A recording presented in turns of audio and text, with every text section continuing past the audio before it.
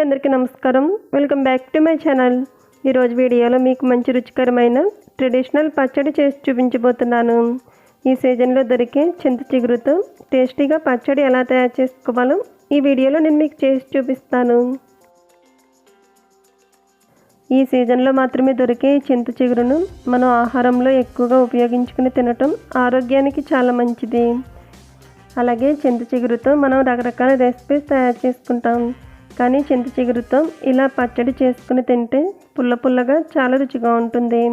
మీరు కూడా తప్పకుండా ఒకసారి చింత చిగురుతో పచ్చడి ఇలా ట్రై చేసి రుచి చూడండి, చాలా బాగుంటుంది. ఇప్పుడు చింత చిగురు పచ్చడి తయారు చేసుకునే ప్రాసెస్ చూసేద్దాం.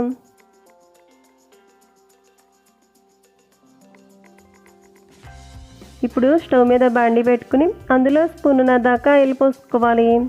ఆయిల్ హీట్ అయిన తర్వాత కొద్దిగా ఆవాలు జీలకర్ర వేసుకుని అవి చిటపటలు ఆడే వరకు వేగించుకోవాలి. ఇవి ఇలా వేగుతున్నప్పుడు ఇప్పుడు స్పైసీకి సరిపడా ఎండుమిరపకాయలు 12 దాకా తీసుకుని తుంపుకుని వేసుకోవాలి. మనం తినే స్పైసీని బట్టి ఎండుమిరపకాయలు యాడ్ చేసుకోవాలి. అలాగే 3 స్పూన్ల దాకా పచ్చిశనగపప్పు వేసుకోవాలి.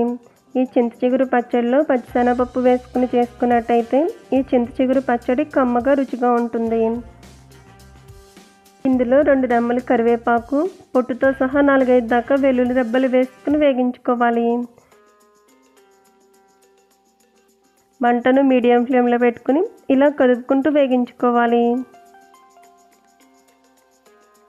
ఎండుమిరపకాయలు, శనగపప్పు చక్కగా వేగి ఈ కలర్లోకి వచ్చే వరకు వేగించుకున్న తర్వాత ఇప్పుడు వీటిని మిక్సీ జార్లోకి తీసుకుందాం. మిక్సీ జార్లోకి తీసుకుని వీటిని పూర్తిగా చల్లారబెట్టుకోవాలి. ఇప్పుడు ఇదే బాండీలో క్లీన్ చేసి పెట్టుకున్న లేత చింత చిగురు కప్పున్నర దాకా వేసుకోవాలి. మంటను లో ఫ్లేమ్లో పెట్టుకుని ఇలా కదుపుకుంటూ చింత చిగురును మగ్గించుకోవాలి. మూత పెట్టి 2-3 నిమిషాలు మగ్గించుకున్నట్టయితే చింత చిగురు ఆయిల్లో బాగా మగ్గి ఇలా ఉంటుంది. ఇప్పుడు స్టవ్ ఆఫ్ చేసుకుని చింత చిగురును కూడా పూర్తిగా చల్లారబెట్టుకోవాలి.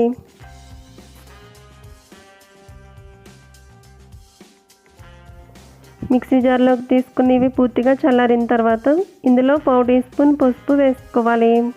అలాగే టేస్ట్కి సరిపడా రాళ్ళ ఉప్పు వేసుకోవాలి. ఇప్పుడు మిక్సీ జార్ మూత పెట్టి ఇక్కడ చూపిస్తున్న విధంగా ఫోర్స్గా ఒకసారి మిక్సీ చేసుకోవాలి. మిక్సీ చేసుకున్న తర్వాత ఇప్పుడు ముందుగా ఆయిల్లో మగ్గించుకున్న చింత చిగురును కూడా మిక్సీ జార్లోకి వేసుకుని కొద్దిగా వాటర్ పోసుకుని మిక్సీ జార్ మూత పెట్టి ఇక్కడ చూపిస్తున్న విధంగా చింత చిగురు పచ్చడిని మిక్సీ చేసుకోవాలి.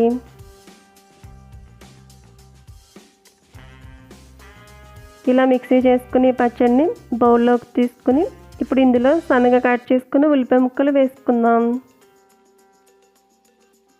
ఈ చింత చిగురు పచ్చడిలో సన్నగా కట్ చేసుకున్న ఉల్లిపాయ ముక్కలు వేసుకుని కలుపుకున్నట్టయితే ఎంతో టేస్టీగా ఉండే ట్రెడిషనల్ పచ్చడి చింత చిగురు పచ్చడి రెడీ అవుతుంది. ఈ ప్రాసెస్లో చేసుకుని వేడివేడి అన్నంలో నెయ్యి వేసుకుని ఈ చింత చిగురు పచ్చడి వేసుకుని తిన్నట్టయితే పుల్ల పుల్లగా కమ్మగా చాలా రుచిగా ఉంటుంది. సో ఫ్రెండ్స్, ఈ వీడియో నచ్చితే లైక్ చేయండి.